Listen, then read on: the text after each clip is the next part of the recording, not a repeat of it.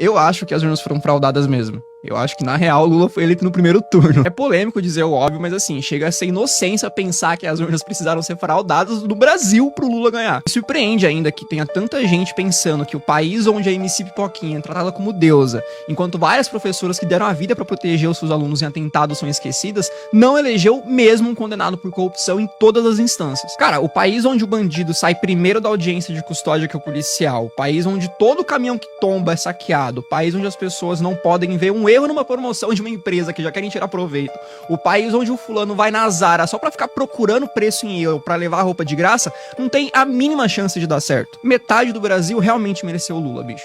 Lula é o pai dos pobres mesmo, mas é aquele pai que chega bêbado em casa, bate na mulher, xinga os filhos, gasta todas as economias de casa pra comprar pinga e quando é preso ainda chama a esposa de louca. O Brasil é a eterna mulher de malandro, né? Então o PT se elegeu em 2003, se elegeu em 2006, se elegeu em 2010, se elegeu em 2014, quase se elegeu em 2018, se elegeu em 2022 dizendo que mudaria o Brasil, mas o nosso país continua um dos mais pobres, um dos mais corruptos e um dos mais violentos do mundo. Assim, se isso não é síndrome de Estocolmo, eu não sei o que é, cara.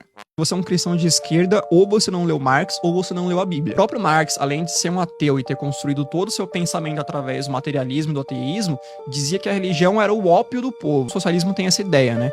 De que a religião, principalmente o cristianismo, é uma arma que a burguesia encontra para manipular a tal classe trabalhadora e fazê-la acreditar numa busca constante e idealizada pela felicidade, além de servir para manter os mais pobres obedientes. Essa é a tese dessa galera. Os preceitos de não matarás e não roubarás, que são muito caros para nós cristãos, não passam de conceitos deturpados de bondade para essa galera. Não à toa, por exemplo, o Lenin tinha vários ensinamentos de matar, de usar o terror como arma política, de usar o terror e a morte como arma revolucionária. Marx dizia abertamente que a família, um valor muito caro também importante para todos os cristãos, presente na Bíblia, era uma instituição capitalista e opressora que deveria ser destruída. Todos os países onde a esquerda avançou, seja com governos progressistas ou de fato com revoluções, perseguiu de alguma forma católicos e evangélicos. Basta ver o que está acontecendo agora, infelizmente, na Nicarágua, onde um grupo de freiras brasileiras, por exemplo, foi expulso do país depois a milícia do Daniel Ortega, aliado do Lula,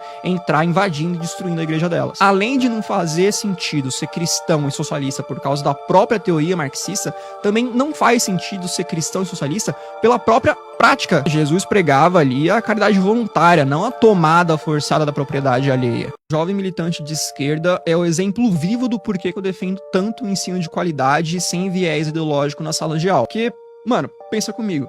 Se uma criança tem aula de português sem propaganda ideológica, ela cresce sabendo que ele já é um pronome neutro e que ele não passa de um delírio de militante carente por atenção. Se uma criança tem aula de educação financeira, ela cresce sabendo que dinheiro não dá em árvore e que só enriquece quem trabalha, administra bem o próprio dinheiro e que não vai ser nenhum político caridoso que vai tirar ela da lama. Só aí com essas duas coisas, o picanheiro da república vai perder uns 10 milhões de votos, pelo menos. Se uma criança tem aula de ciências e não uma cartilha ideológica, ela aprende que mesmo se você se mutilar e chilicar muito no Twitter, você vai continuar sendo um homem biológico ou uma mulher biológica, e que no final só existem dois gêneros, feminino e masculino. Se uma criança tem aula de matemática e não uma aula de afromatemática, sei lá o que é isso, ela vai saber que a economia não é um jogo de soma zero e que os bilionários não são os culpados pela miséria no mundo. Se uma criança tem uma aula de história de verdade e não um palanque ideológico no lugar da lousa, ela cresce sabendo, por exemplo, que países socialistas, todos eles terminaram da mesma forma, com genocídio, com fome, com ditadura e com morte. E se crescer homossexual, não vai usar a camisa do assassino de homossexuais Che Guevara.